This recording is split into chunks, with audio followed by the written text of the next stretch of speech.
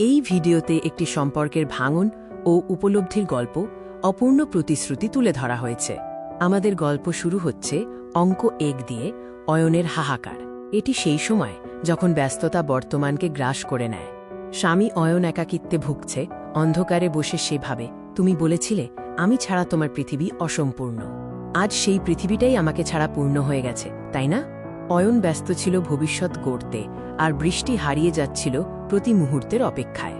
ছবির সুখী মানুষগুলো আসলে সুখী ছিল না, এটি ছিল কেবলই একটি সুখের মুখোশ। এবার অঙ্ক 2, বৃষ্টির স্বীকারোক্তি। এই পর্বটি একাকিত্বের অন্ধ গলি নিয়ে রচিত। বৃষ্টি তার ভেতরের ভয় প্রকাশ করে, আমি অনেকবার বলতে চেয়েছিলাম, আমারও ভয় লাগে। তুমি আমার জন্য সবকিছু করছিলে, কিন্তু সময়টা দিচ্ছিলে না। সম্পর্ক ভাঙনের প্রধান কারণগুলি হল সময়ের অভাব, নীরবতা যা মানসিক দূরত্ব সৃষ্টি করে, এবং দুর্বল মুহূর্তে অন্য কারো মনোযোগের আকর্ষণ। অঙ্ক 3, এক ভুল অধ্যায়। এটি তৃতীয় ব্যক্তির অনুতাপের গল্প।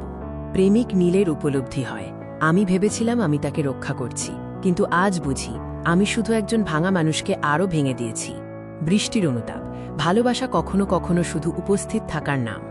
এই রেখাচিত্র দেখায় যে সময়ের সাথে সাথে বাড়তে থাকা নীরবতা এবং উপস্থিতির অভাব সম্পর্ককে বিচ্ছেদের দিকে নিয়ে যায়।